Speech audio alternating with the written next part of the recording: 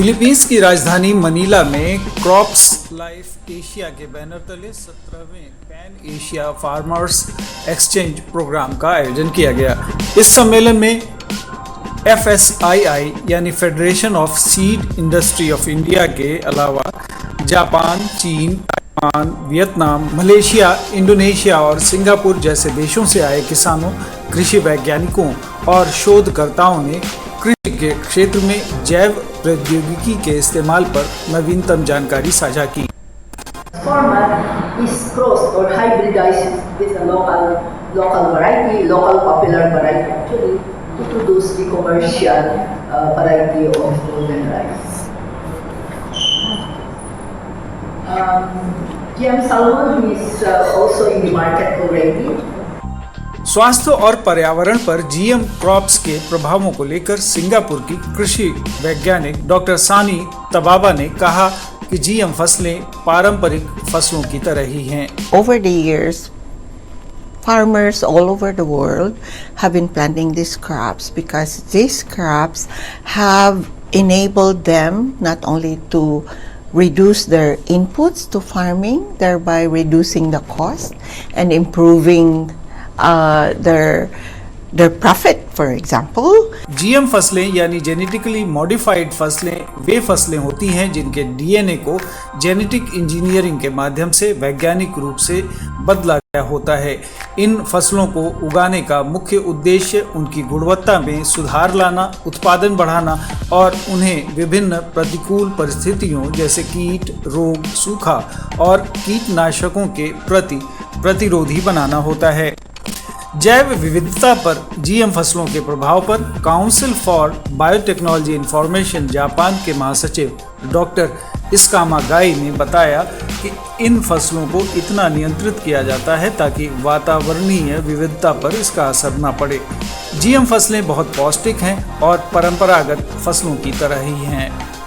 We cannot guarantee no impact of GM crops to the environmental diversity. However, as you know, GM crops is kind of like heavily regulated and need to follow the cartel laws so that the GM crops in the market should not have any impact to the biological diversity. FSII की ओर से Philippines के farmers exchange कार्यक्रम में भाग लेने के बाद भारतीय किसान हरविंदर सिंह ने बताया कि उन्हें GM फसलों को जानने समझने का मौका मिला।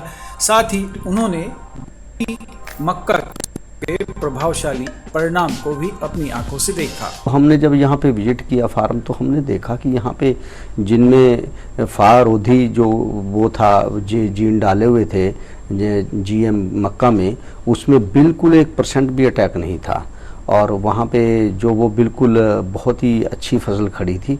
और जिनमें नहीं था और ये जीन रोधी जिस तरह के फारोधी जीन नहीं डाले थे उनमें बिल्कुल उनकी हालत वही जो हमारे इंडिया में देखने को मिलती है, जहाँ पे हम स्प्रे नहीं कर पाते या चूक जाते हैं, तो वही सेम सिचुएशन थी।